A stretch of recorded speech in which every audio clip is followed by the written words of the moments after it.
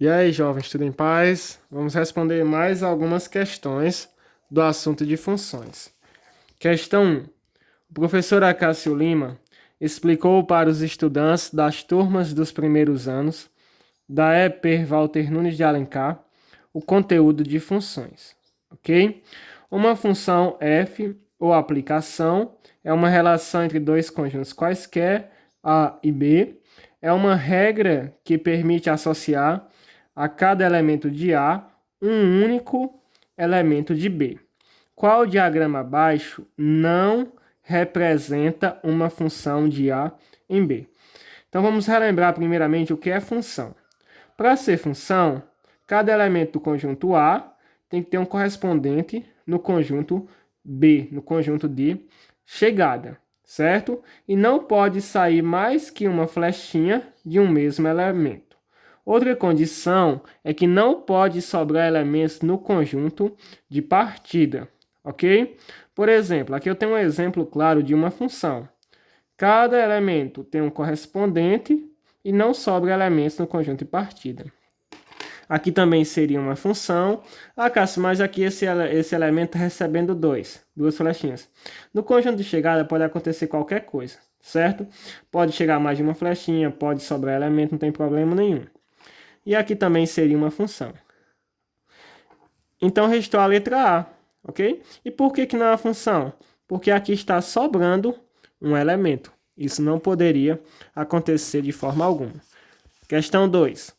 4 cidades de grande expressão no setor industrial estão situadas nos pontos do quadrilátero abaixo. As coordenadas que representam as cidades A, B, C e D, respectivamente, são.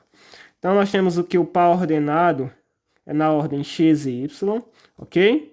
O eixo x e o eixo y, onde eu tenho que o A vai valer, seguindo a ordem, 2 e 3, certo? O B, no eixo x, 5, e no eixo y, 2, 5 e 2. O C vai ser 6, e no y, 7. E por fim, o D vai ser 1 e 6 no y. Ok? Alternativa correta, letra D. Questão 3. A função y igual a f de x é decrescente para. Então, decrescente no intervalo de 1 até 3. Então, vai estar decrescente. O intervalo está representado aqui. Vamos olhar aqui. De 1 até 3. Olha só, isso aqui está decrescente. Beleza? Continuando. Crescente de 3 até 4. Então, de 3 até 4, crescente, vai estar subindo. E, por fim, para todos os valores maiores ou iguais a 4, a função vai estar constante. Se observarmos aqui, ó, constante. Ok? Então, letra A é a letra correta. Questão 4. Muitas vezes, o objetivo de um remédio é aumentar a quantidade de uma ou mais substâncias existentes no corpo do indivíduo para melhorar as defesas do organismo. Depois de alcançar o objetivo, essa quantidade deve voltar ao normal. Se uma determinada pessoa ingere um medicamento para aumentar a concentração da substância A em seu organismo, a quantidade dessa substância no organismo da pessoa em relação ao tempo pode ser melhor representada pelo gráfico. Então vamos entender a questão. Toma o remédio, aumenta a quantidade da substância, ok? E depois ela deve voltar ao normal, certo? Analisando esse gráfico, temos aqui o tempo e aqui temos a quantidade da substância, certo? Analisando esse gráfico, a substância estava dessa forma. Tomou o remédio, aumentou, depois ela caiu um pouquinho, só que não retornou ao normal, que o normal era esse, ok? Aqui também, ó, tomou o remédio, estava com a substância, tomou o remédio, aumentou, depois continuou aumentado aqui. A dúvida que o pessoal fica é entre C e D. Mas por que não é a letra C? Aqui é como se a substância estivesse zero, certo? Então não existia a substância aqui. Já aqui, a substância existe, tomou o remédio, aumentou, depois retornou ao normal e permaneceu da forma que estava. Ok? Então a letra correta, letra D. Questão 4. O gráfico seguinte representa a altura h de uma planta, dada em centímetros, em função do tempo t expresso em meses. A expressão algébrica que representa a função esboçada é... Então, nós temos o gráfico, onde está o tempo em meses e a altura em centímetros. E a questão quer que você descubra a fórmula correspondente a este gráfico. Utilizando o método da substituição, é só você fazer o seguinte. Você vai pegar o valor de t para encontrar o valor de h. Né? Lembra lá, de x e y. Então, quando o t for 2, o teu h vai ter que dar 10. Olhando aqui a letra B, h igual, o t vale 2, 2 mais 5. 2 mais 5, 7. Deu 10? Não, então não é a letra B. Olha só, h igual a 5 vezes... Quanto é o teu tempo? 2. 5 vezes 2, 10. Então, quando a gente pega o tempo sendo 2, a altura resultou em 10. Portanto, letra A, letra correta. Vamos agora fazer a questão de número 6. A temperatura interna de uma geladeira, a ser instalada, decresce com a passagem do tempo, conforme representado no gráfico. Então, o tempo vai passando, o tempo que está em minutos, e a temperatura vai decrescendo. Olha só, o gráfico está decrescente, certo? Vai diminuindo aqui. A equação algébrica que relaciona a temperatura interna da geladeira ao tempo t para o trecho representado no gráfico é a mesma coisa da questão anterior. Vamos escolher um ponto aleatório. Por exemplo, eu vou escolher o ponto aqui 8 e 28. Então, quando eu tiver o meu t sendo 8, a minha temperatura vai ter que resultar em 28. E agora é só substituir. Vamos aqui para a letra A. Temperatura é igual a 32 menos 2 vezes qual é o teu valor de t? 8. Então, ficou t igual 32 menos 2 vezes 8, 16. 32 menos 16, 16. Então, essa não é a resposta correta. Ok? Letra B.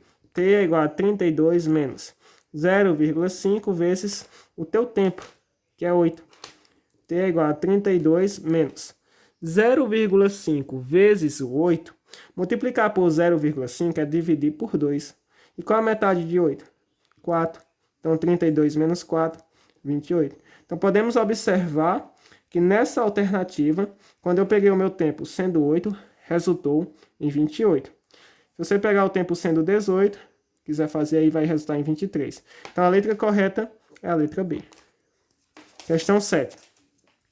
Paulo emprestou 5.000 reais a um amigo a uma taxa de juros simples de 3% ao mês. Considere X o número de meses do empréstimo e M de X o montante a ser devolvido para Paulo no final de X meses.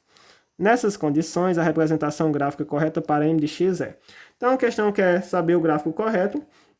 Questão bem simples. Se eu tenho um valor inicial de 5.000 e eu emprestar juros simples, o que é que vai acontecer? Esse valor vai aumentar, certo?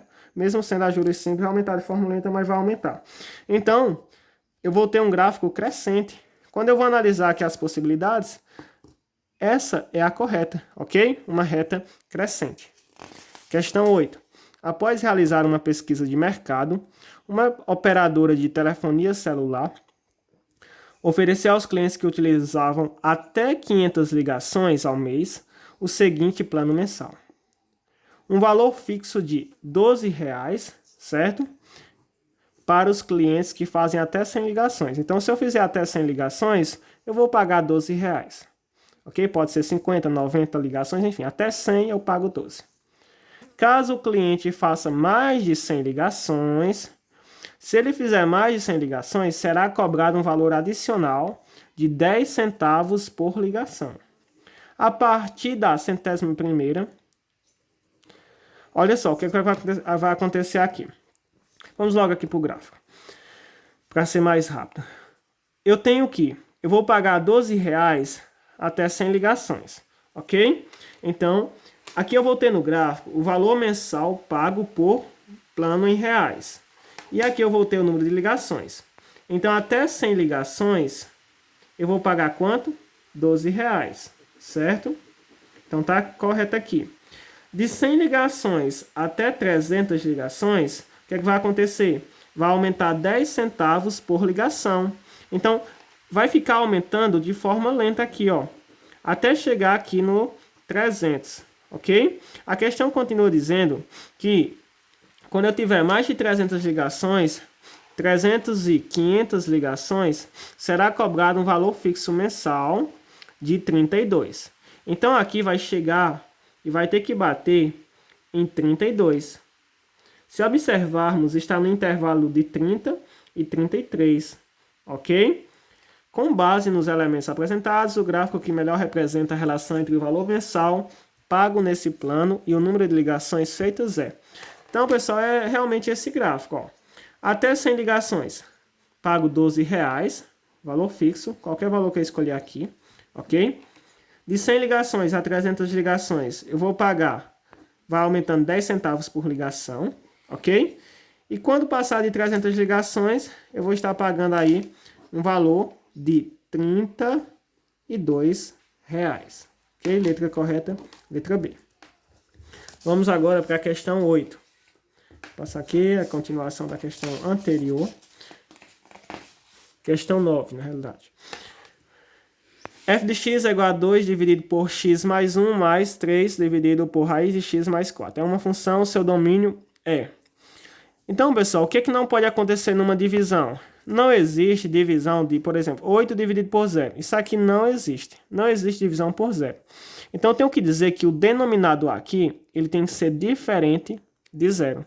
Portanto, ficava assim, ó, x mais 1 é diferente de 0. Então, x é diferente, tá mais 1. Muda de lado, fica menos 1. X é diferente de menos 1. Essa outra, o que é que não pode acontecer em uma raiz quadrada? Não existe raiz quadrada, por exemplo, de menos 16. Ou seja, não existe raiz quadrada de números negativos, ok? Portanto, você vai ter que colocar aqui que tem que ser maior que 0. Ah, Cássio, mas existe raiz quadrada de 0. Poderia ser maior ou igual? Não, porque está no denominador. Então, não posso colocar que é igual a 0, porque aqui não pode dar raiz de 0, que é 0, ok? Agora, se essa raiz estivesse aqui em cima, ia colocar maior igual a 0. Como não está, coloque só maior. E vamos responder, ó, x mais 4 é maior que 0. Portanto, x é maior, está mais 4. Muda de lado e fica menos 4. Então, temos aqui a solução.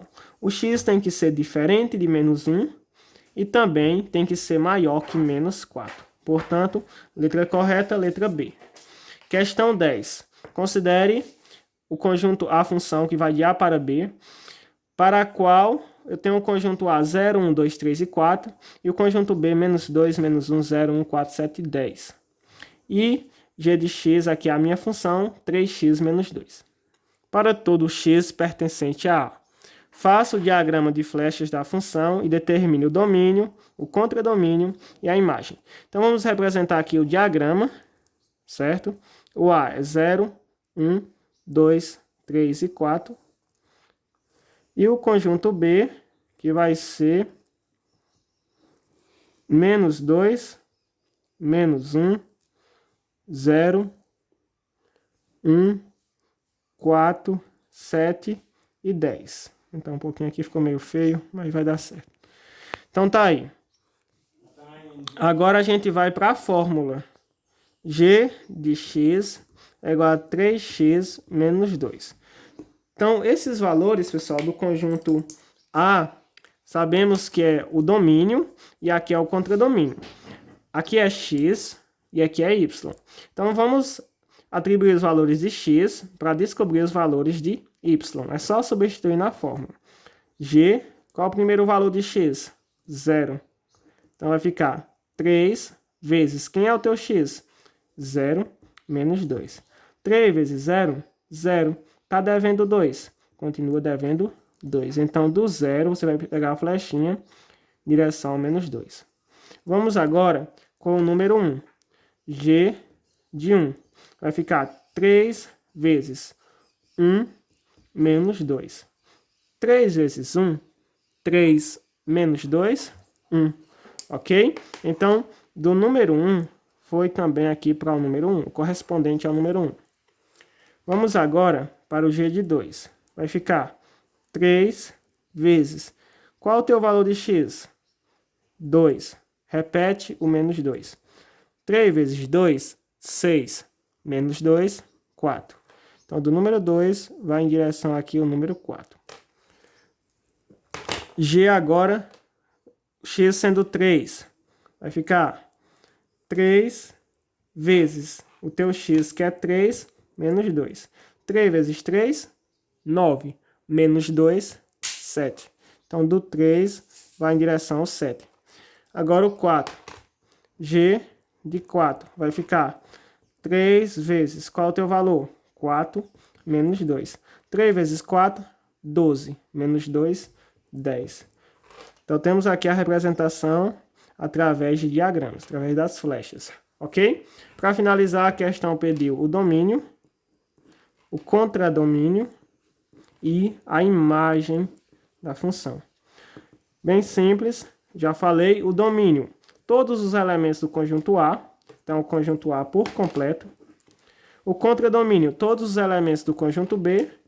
E relembrando, a imagem são os números, os elementos que recebem as flechinhas, tá certo? São as imagens aqui, ó, menos 2, 1, 4, 7 e 10. Beleza? Questão 11. Na figura a seguir está evidenciada através de setas uma relação entre os elementos do conjunto A e os elementos do conjunto B. A respeito desta relação, é correto afirmar que aqui está falando, não, é uma função que não é injetora, sobrejetora. Relembrando aqui uma coisinha, um detalhe muito importante. Quando é que uma função ela é injetora? Quando valores diferentes geram valores diferentes. Por exemplo, aqui, ó, valores diferentes estão gerando valores diferentes. Seria injetora, né? Beleza? Quando é que a função ela é sobrejetora?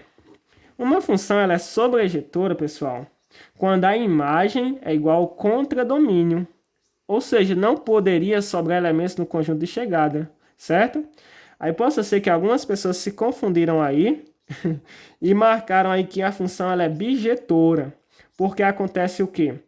Quando a função ela é injetora, ou seja, valores diferentes geram valores diferentes, e sobrejetora, não sobra elementos no conjunto de chegada. Se for injetora e sobrejetora, eu terei aqui uma função bijetora. Só que não é a letra E, é uma função bijetora. Tem um detalhe, pessoal, muito importante aqui, ó.